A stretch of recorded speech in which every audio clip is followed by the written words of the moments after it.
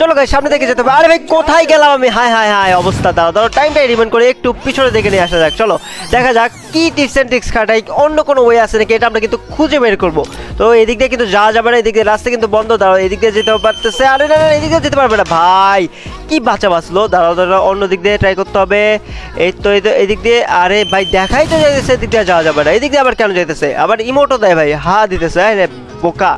তো দেখা যাক এদিকে, আরে রে রে শেষ, নক খাই গেছে, শেষ খাতাম লবি।